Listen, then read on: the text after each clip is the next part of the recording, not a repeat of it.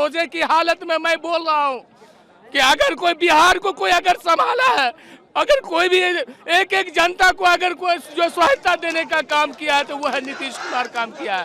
टूट नहीं देंगे, जनता से बढ़ के नीतीश कुमार, जनता ने उनको मैंडेट दिया है। 2 दशक से ज़्यादा बिहार में मुख्यमंत्री के रूप में सेवाएं दी हैं और अब मेरी इच्छा है कि मैं दिल्ली जाऊं और राज्यसभा और लोकसभा जैसे सदनों में भी अपनी सेवाएं दूं।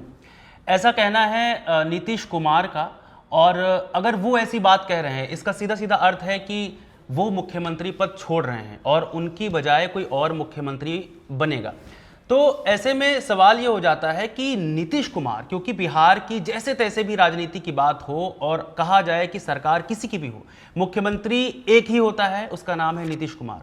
और जब नीतीश कुमार ये बात कह दें कि अब मैं मुख्यमंत्री का पद छोड़कर राज्यसभा जाऊंगा, तो इसके अपने बहुत से मायने हो जाते हैं। और इसी मायने को समझने के लिए आकाश है हमारे साथ। आकाश, नीतीश कुमार ऐसा कह रहे हैं कि वो राज्यसभा जाएंगे, बड़ी बात है अपने आप में, क्योंकि कई सालों से ये बातें चलती चली आ रही कि क्या पता भारतीय जनता पार्टी उन्हें राष्ट्रपति बना दे, वो नहीं हुआ, क्या पता वो राज्यसभा जाएं। अब वो बात दरअसल सार्थक हो गई है क्योंकि उन्होंने खुद ट्वीट कर दिया है। क्या चल रहा है बिहार में? देखिए, बिहार में ना फगुआ का बहुत माहौल रहता है ना, होली सब लोग खेलते हैं, लेकिन बिहार में जिस तरह से फगुआ मनाया जाता है उसका एक अलग अपना अंदाज है और वो रंग जल्दी छोड़ता नहीं है। इस बार रंग उछाला है एक अणे मार्ग से नीतीश कुमार ने, और कायदे से आप देखेंगे तो वो रंग उछला है दिल्ली से, और ये ऐसा रंग है जो कुछ दिन तक तो बिहार के सियासी फिजा में उसका असर आपको दिखेगा। अब वो रंग क्या है? रंग ये है कि राज्यसभा का चुनाव होना है और नामांकन किए जाने हैं। मेरे ख्याल से आज जब हम लोग ये बातचीत रिकॉर्ड कर रहे हैं 5 मार्च को, तो आज आखिरी दिन है नामांकन का, अगर मैं गलत नहीं हूं तो। और इस बीच में नीतीश कुमार का एक ट्वीट आता है।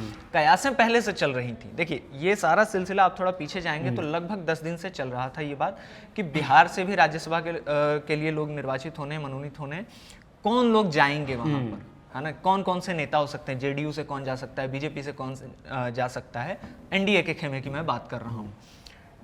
जेडीयू से ये चर्चा चल रही थी शुरू में कि नीतीश कुमार के जो बहुत करीबी एक ब्यूरोक्रेट रहे और अब जेडीयू के नेता हैं मनीष वर्मा, उनके राज्यसभा जाने की बातचीत चल रही थी। उनको ऐसा हो रहा था कि मनीष वर्मा को भेजा जाएगा, लेकिन फिर खबरें आई कि मनीष वर्मा का पत्ता कट चुका है, तो हुआ कि निशांत कुमार को भेजा जाएगा जो नीतीश कुमार के बेटे हैं। फिर खबर ये आ गई कि नहीं, नीतीश कुमार खुद ही निशांत कुमार को लेकर मतलब कंफर्टेबल नहीं है राज्यसभा भेजने की। वो चाहते नहीं है कि इतनी जल्दी जो है कि निशांत कुमार जो है वो राष्ट्रीय राजनीति में आकर एक्सपोज। ये अपने आप में एक सवाल है कि निशांत नीतीश कुमार के बेटे हैं। अब क्या मतलब एक इनसिक्योरिटी है पार्टी में या फिर भारतीय जनता पार्टी में कि अगर निशांत जैसा आदमी अगर मुख्यमंत्री बनेगा, जो कि पप्पू यादव ने भी बाकायदा ये बोला है उसके बाद कि निशांत को मुख्यमंत्री बनना चाहिए, अब वो वाइल्ड कार्ड एंट्री कराना चाह रहे हैं या उन्हें लालू यादव की पत्नी की तरह बनाना चाह रहे हैं, या फिर निशांत कुमार को इतना ज़्यादा काबिल समझ नहीं रहे हैं लोग? क्या है ऐसी कमी, क्या है निशांत में? देखिए, साफ अभी जो जानकारी है जिस पे मुहर लग चुकी है वो ये है कि 2 दशक तक 2005 में फुल फ्लेज सीएम बने थे नीतीश कुमार। उससे पहले वो 2001 में एक बार बन चुके थे, लेकिन बीच में वो सारी समीकरण बदले, रामविलास पासवान वगैरह की वजह से, तो वो हट गए। 7 दिन के लिए सीएम बने थे पहली बार। 2005 से 2026 आ गया है, अब तक वो सीएम हैं और फाइनली वो पटना छोड़ने वाले हैं, एक अणे मार्ग छोड़ने वाले हैं। तो अब संभवतः या कहिए कि कंफर्म ही हो गया है कि नीतीश कुमार बिहार के मुख्यमंत्री नहीं रहेंगे। अब ये औपचारिकता ही है कि वो कब इस्तीफा देते हैं बिहार के मुख्यमंत्री पद से। उनका राज्यसभा जाना तय हो गया है। आज हम लोग जब तक बात कर रहे हैं शायद नितिन नवीन के साथ वो जाएंगे और पर्चा भरने के लिए, आज पर्चा भरना है उनको। तो एक तो ये कंफर्म हो गया है कि बिहार के सीएम अब नीतीश कुमार नहीं रहेंगे। एक ये भी अब कंफर्म हो गया कि जब नीतीश नहीं रहेंगे तो कोई और आएगा। अब नीतीश कुमार राज्यसभा जाएंगे। दिल्ली में उनके लिए क्या प्लानिंग है राज्यसभा जाने के बाद, वो एक दिलचस्प चीज देखने वाली है। जो आपने शुरू में इशारा किया कि उनको लेकर ये रहता है कि राष्ट्रपति बना दिया जाए, उपराष्ट्रपति बना दिया जाए, वो बाद की बात है। पहली बात यहाँ है कि पटना में अब कौन राज करेगा, कौन बैठेगा उस सीएम की कुर्सी पर। एक चीज कंफर्म हो जाना चाहिए, चाहे पप्पू यादव कह लें, हालांकि उनकी बात का कोई मतलब है नहीं, एनडीए में तो वो है नहीं, वो तो कांग्रेस में है, हालांकि वो कांग्रेस भी उनको ओन नहीं करती है। खैर, पप्पू यादव की तो बात ही नहीं करते। बात यह है कि बीजेपी और जेडीयू के बीच में यही संभवतः जो सोर्सेज बता रहे हैं, अभी चर्चा करने से पहले जो हम फोन पे बातचीत कर रहे थे कुछ लोगों से, यही बातचीत तय हुई है कि नीतीश कुमार राज्यसभा जाएंगे और सीएम पोस्ट जो है वो बीजेपी के पास जाएगा। अभी भी आप देखेंगे तो जो गृह मंत्रालय है, जो हमेशा नीतीश कुमार अपने पास रखते हैं, 2025 बिहार चुनाव के बाद गृह मंत्रालय सम्राट चौधरी के पास गया, बीजेपी के खाते में गया। डिप्टी सीएम भी सम्राट चौधरी हैं, उनका नाम भी चल रहा है सम्राट चौधरी का। तो ये कंफर्म है कि सीएम जो भी बनेगा वो बीजेपी के कोटे से बनेगा, बीजेपी के नेता सीएम कुछ अगर बीजेपी के कोटे का सीएम बनेगा तो ये चीजें बहुत दिनों से अगर हम लोग देखें, अगर ये घटनाक्रम देखें बिहार की राजनीति का, तो लंबे वक्त से जो चीजें चलती चली आ रही हैं कि, और ये असल में जो राजनीतिक गलियारे हैं उसमें ये खुसफुस भी होती है कि भारतीय जनता पार्टी कहीं ना कहीं एक नीतीश कुमार के लिए सॉफ्ट कॉर्नर रखती है और उनको धीरे धीरे अंदर ही अंदर कुछ ऐसी रणनीति बना रही कि उनको हटाएंगे। अब यहाँ पर दो सवाल आते हैं। एक तो आप हमें ये बताइएगा कि भाई अगर भारतीय जनता पार्टी की तरफ से कोई होगा तो उसमें मुख्य नाम कौन से आगे हो सकते हैं, और दूसरा ये कि अगर वो मुख्य नाम है तो क्या बिहार में जेडीयू अब खत्म मानी जाए, क्योंकि आखिरी जो कील है वो नीतीश कुमार ही हैं। निशान को आप जान ही रहे हैं कि लोग उस काबिल समझ नहीं रहे हैं, तो क्या यहाँ से एक जैसे ही नाम आएगा भारतीय जनता पार्टी के नेता का, वहाँ से हम जेडीयू को ख़त्म मान लें? देखिए, इस सवाल पे मैं आऊँगा थोड़ा सा पीछे ले जाकर, है ना। नीतीश कुमार जैसे एक वो चलती है ना अजीब सी बात कि मजबूरी का नाम महात्मा गांधी, हाँ। फिर उसका काउंटर में आता है कि नहीं मजबूती का नाम महात्मा गांधी। हम लोग इस बात का समर्थन हाँ, नहीं करते। असल में बिहार में आप देखेंगे तो जितनी पार्टियां हैं, जो बड़ी पार्टियां हैं, खासकर आरजेडी हो जाए या बीजेपी, उन दोनों के लिए सही में मजबूरी का नाम नीतीश कुमार है। नीतीश कुमार वो आदमी थे पिछले 20-25 सालों से बिहार की राजनीति में जिनके बिना सरकार नहीं बन सकती। सरकार में कौन आएगा ये नीतीश कुमार तय करते थे, उनके साथ सत्ता साझा कौन करेगा ये नीतीश ने ही तय किया हमेशा। वो जब चाहते थे आरजेडी के साथ जाते हैं, वो जब चाहते हैं बीजेपी के साथ जाते हैं। लेकिन बीजेपी का लंबे समय से, वहाँ आप जाएंगे जब हम लोग बिहार चुनाव में घूम रहे थे, आप बीजेपी के नीचे के कार्यकर्ताओं से बात करेंगे तो हमेशा कहते हैं कि यार हम लोग हमेशा, अब पार्टी मजबूत भी हो गई है, जेडीयू से ज़्यादा सीटें जीत कर आ रही है, फिर भी हमारा सीएम क्यों नहीं बन रहा है। तो बीजेपी के मन में भी ये मंशा तो थी, उनकी आकांक्षा थी कि हमारा सीएम बने। फाइनली अब जाकर हुआ है। आप याद कीजिए पिछला विधानसभा चुनाव जो 2020 वाले की मैं बात कर रहा हूँ, जेडीयू 43 सीटों पर सिमट गई थी, और तब खुद अमित शाह ने ये बात कही मंच से एक भाषण के दौरान कि नीतीश कुमार ने हमें साफ साफ कहा था कि आप बीजेपी का सीएम बना दीजिए, लेकिन बीजेपी ने नहीं बनाया, बीजेपी ने नीतीश कुमार को ही सीएम बनाया। इस बार जब चुनाव हो रहा था तो कई जगहों से ये बात आ रही थी, कई पत्रकार जो पटना में रहते हैं और बिहार की पॉलिटिक्स कवर करते हैं लंबे समय से वो लगातार ये बात कह रहे थे कि हो सकता है कि ये नीतीश कुमार के लिए ये आखिरी चुनाव हो और चुनाव के बाद कुछ उलटफेर हो जाए, क्योंकि शुरू में ये चुनौती की तरह हो जाता बीजेपी के लिए और बीजेपी ये रिस्क लेना नहीं चाहती थी। अब आप जो बात कर रहे हैं कि कौन से नाम चल रहे हैं, स्वाभाविक तौर पे सम्राट चौधरी का एक नाम चल रहा है, डिप्टी सीएम है वो, और गृह मंत्रालय भी उनके पास है, नीतीश कुमार की सरकार में नंबर 2 थे, और ये चुनाव जीतने के बाद, सरकार बनने के बाद जिस तरह की एक्टिविटी सम्राट चौधरी की थी तो वो सबसे मजबूत ही लग रहे थे और नंबर 1 लीडर ही लग रहे थे, है ना। तो उनका नाम चल रहा है, फिर कई सारे नाम हैं, लेकिन 2 जिन नामों पे मेरी नज़र है वो सम्राट चौधरी और नित्यानंद राय। नित्यानंद राय गृह राज्य मंत्री हैं, बीजेपी के नेता हैं। बिहार विधानसभा चुनाव से ठीक पहले जब सीट शेयरिंग को लेकर इतना रायता फैला हुआ था बीजेपी के अंदर, एनडीए के भीतर, उधर चिराग पासवान नहीं मान रहे हैं, जेडीयू भड़की हुई है, नीतीश कुमार रातों रात टिकट बदल रहे हैं, है ना, भड़क जा रहे हैं कि इसको कैसे टिकट मिल गया, ये सीट चिराग को कैसे मिल गया। तब एक आदमी जिसने ये इन सारी चीज़ों को संभाला वो असल में नित्यानंद राय थे। चिराग पासवान जब नहीं मान रहे थे, टिके हुए थे कि हमें 35 सीटें चाहिए, उससे कम पे बात नहीं होगी, तब नित्यानंद राय को आगे किया गया। पहले कुछ और नेताओं को लगाया बीजेपी ने, लेकिन अंततः नित्यानंद राय को लगाया कि आप बनाइए। और वो क्यों? क्योंकि जब चिराग पासवान की पार्टी टूटी थी, लोक जनशक्ति पार्टी, और इन्हें दिल्ली वाला अपना घर खाली करना पड़ा था और सामान जब घर के बाहर फेंका गया, रामविलास पासवान की फोटो तक नीचे जमीन पर पड़ी हुई थी, तो नित्यानंद राय के घर जाकर चिराग पासवान ठहरे थे उस समय के। तो वो एक उनका पारिवारिक रिश्ता है। तो नित्यानंद राय उस लिहाज से भी काफ़ी मजबूत हैं और जाहिर तौर पे वो अपना नाम उछालेंगे ही।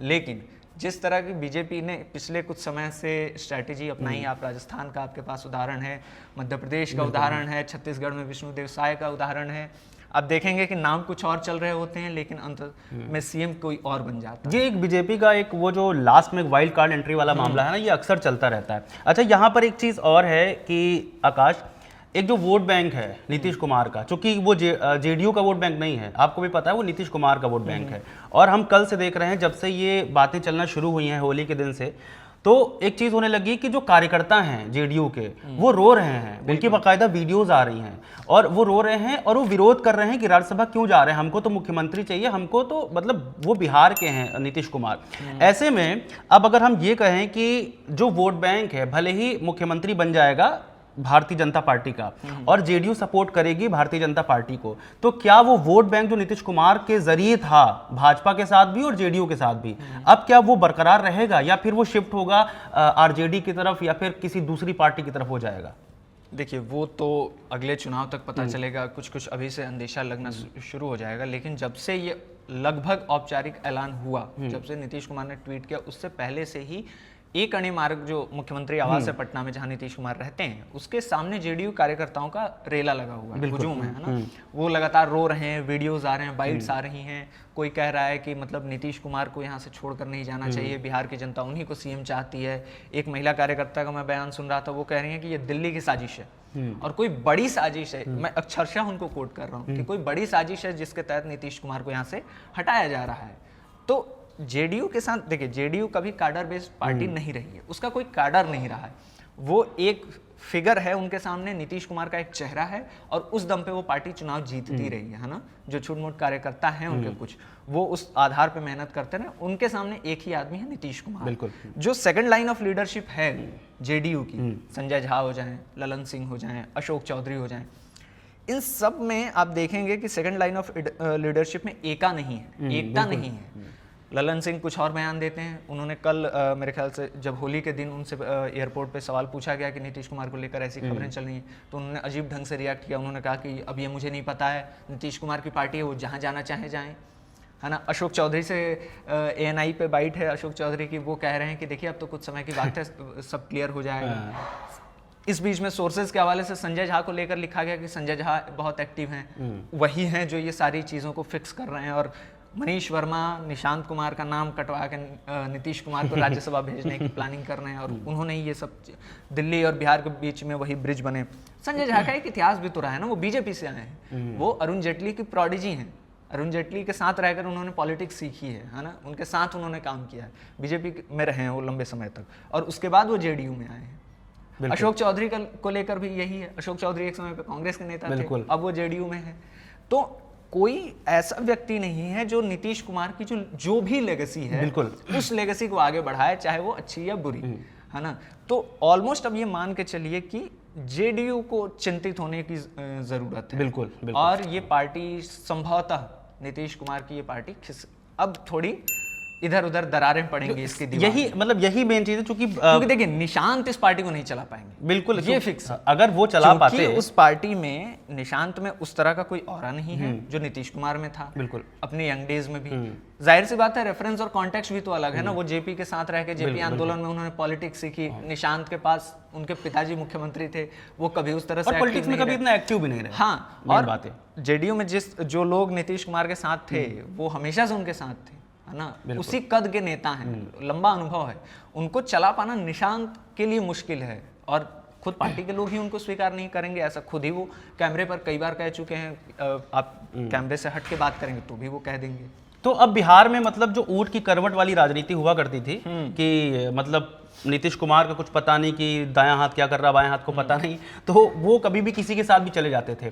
अब शायद कुछ सालों तक बिहार में जिसकी भी सरकार बनेगी शायद स्थिर होगी, शायद, मतलब मुझे नहीं पता, आप बिहार से आते हैं, वहाँ की राजनीति को बहुत ज़्यादा बेहतर समझते हैं, अब शायद स्थिर होगी। और एक चीज़ और कि तेजस्वी यादव को अब नीतीश कुमार का सामना नहीं करना पड़ेगा कि हम तो तुम्हारे बाप के साथ रहे हैं, बाप के साथ राजनीति की है, इस तरह की चीज़ें, तो शायद अब तेजस्वी यादव भी अच्छे जवाब दे पाएंगे विधानसभा में वहाँ पर। और उनको भी इतनी ज़्यादा मतलब जो बड़ी बड़ी कटाक्ष होती थी, उनकी सारी बातचीत होती थी, उसका सामना नहीं करना पड़ेगा। तो तेजस्वी यादव को लेकर ही अटकलें चली हुई है कि क्या वो राज्यसभा जाएंगे, है ना, सबको तो दिल्ली जाना है। दिक्कत तो ये भी है, देखिए नीतीश कुमार का हो गया है, वो रेल मंत्री रह चुके हैं, है ना, वो मुख्यमंत्री रह लिए 20 साल 21 साल तक, है ना, तो उनकी पॉलिटिक्स तो हो गई है। लेकिन जो पार्टी उन्होंने बनाई, है ना, जॉर्ज फर्नांडिस के साथ मिलकर, बिल्कुल, उस पार्टी का भविष्य क्या है, क्योंकि वो कार्डर बेस्ड पार्टी नहीं। अब देखिए आरजेडी मान लीजिए सीट जीत रही है, कुछ जीत रही है, लेकिन जैसे ही लालू प्रसाद यादव थोड़े निष्क्रिय हुए, थोड़े सक्रियता, मैं कहूँ कि सक्रियता कुछ कम हुई, एक्टिविटी उनकी कम हुई, तेजस्वी यादव नहीं संभाल पा रहे हैं। भले ही वो कितनी ही रैलियां करते हों, भले ही उनके नाम पर ये रिकॉर्ड हो जाए कि एक दिन में 20 रैली कर रहे हैं, है ना, भाषण दे रहे हैं, अकेले लड़ रहे हैं, तमाम बातों के अलावा जो फैक्ट है वो ये है कि तेजस्वी यादव के नेतृत्व में 2 चुनाव आरजेडी हार चुकी है। लेकिन नीतीश कुमार के साथ क्या होता है? नीतीश कुमार 2020 में अपना खराब परफॉर्मेंस उन्होंने देखा, उसके बावजूद भी वो सरकार में रहे, क्योंकि उनको वो टैक्टिक्स पता है। और जो मैंने बीच में कहा कि उनको लेकर बिहार में कहा जाता है कि ये सबकी मजबूरी है, बिल्कुल, इनके बिना आप सरकार में नहीं आ सकते। संभवतः अब बिहार में ऐसा हो सकता है कि जो हमेशा से ट्रायंगुलर लड़ाई रहती है ना, त्रिकोणीय, कि JDU versus BJP versus RJD, भले जेडीयू बीजेपी एक साथ रहे या जेडीयू आरजेडी का गठबंधन रहे, फिर भी लड़ाई रहती ही है। तीनों पार्टियां एक दूसरे को काटने की अभी कोशिश वर्सेस करती हैं। वाले जो आपने, लेकिन अब ये संभवतः बाइपोलर जो आपने वर्सेस छेड़ा है, तो इसमें एक चीज मैं और जोड़ दूं कि अब ये मान के चलें कि जो कांग्रेस कभी बहुत ज़्यादा एग्जिस्ट नहीं करती थी अभी कुछ हाल के दशकों में बिहार के अंदर, और सीधा जेडीयू वर्सेस आरजेडी होता था, तो अब अगर भारतीय जनता पार्टी की सरकार वहां पर रहेगी, वो रूल करेगी, तो क्या माने कि भाई कांग्रेस आरजेडी से ऊपर का कोई स्टेक नहीं? कोई स्टेक नहीं। देखिए, नीतीश कुमार के जाने से एक वॉइड क्रिएट होगा, लेकिन उस वॉइड को क्या वो पार्टी भर सकती है जो पूरी तरह बिखर चुकी है, जिसका संगठन नहीं बचा है, जिसके पास अब उस स्टेट में लीडरशिप नहीं बची है ना? आप 5 नेताओं का नाम नहीं गिना सकते बिल्कुल बिल्कुल, जो कांग्रेस के हों और जो सामने मंच पे खड़े होकर एक सीट जिता दें। ऐसे लोग नहीं हैं। स्ट्रैटेजी आपको नहीं दिखती है ना? लगातार उनकी आलोचनाएं होती हैं। उल्टे ऐसी स्ट्रैटेजी अपना देंगे कि कंडीशन उनकी ठीक भी होगी तो वो और कमजोर हो जाएगी। ये वॉइड, जो खालीपन क्रिएट होगा ना, वो कोई नया खिलाड़ी भर सकता है, जिसको पब्लिक ने ट्राई ना किया हो, टेस्ट ना किया हो, और पब्लिक के मन में शायद ये बात आ जाए कि इसको एक बार आजमा के देख। अच्छा, इससे फायदा क्या? मतलब नीतीश कुमार के जाने से, दिल्ली जाने से हम पूरी तरह तो नहीं कह सकते कि भारतीय जनता पार्टी को बहुत ज्यादा फायदा होगा। ठीक है, वो सत्ता में आएगी, अभी उसको 5 साल अपना जो नीतीश कुमार की छवि बनी हुई थी, दबदबा बना होता, और हम लोग हमेशा कहते हैं कि जो बिहार की महिलाएं हैं वो बहुत मतलब झाड़ वोट देती हैं नीतीश कुमार को। अब वो क्या उसी तरह से बनी रहेंगी? क्योंकि भारतीय जनता पार्टी के पीछे बहुत सारे ऐसे रिकॉर्ड्स भी हैं, जो खबरें आती हैं कि भाई यहाँ पर मतलब महिलाओं को ये सुविधा नहीं मिल रही है, वो सुविधा नहीं मिली, तमाम तरह की बातें आती हैं। लेकिन बिहार में महिलाओं के लिए नहीं कहा जाता है। बिहार में हमेशा कहा जाता है कि नीतीश कुमार महिलाओं की ज़रूरतों का बहुत ज़्यादा ध्यान रखते हैं। मगर अब जब नीतीश कुमार नहीं रहेंगे तो फ़ायदा किससे? क्या हम मान लें कि जो अभी हमने थोड़ी देर पहले एक बात छेड़ी थी कि जो उनके कार्यकर्ता हैं और जो अब नेता हैं, जो सिर्फ नीतीश कुमार के लिए ही जेडीयू में थे, अब क्या वो शिफ्ट होंगे आरजेडी की तरफ? अब क्या वो शिफ्ट या कार्यकर्ता शिफ्ट होगा आरजेडी की तरफ? क्या आरजेडी अब हमको मजबूत होती दिखाई देगी? क्या तेजस्वी यादव को इससे कुछ फायदा होगा? कुछ मतलब इस तरह की चीजें नहीं।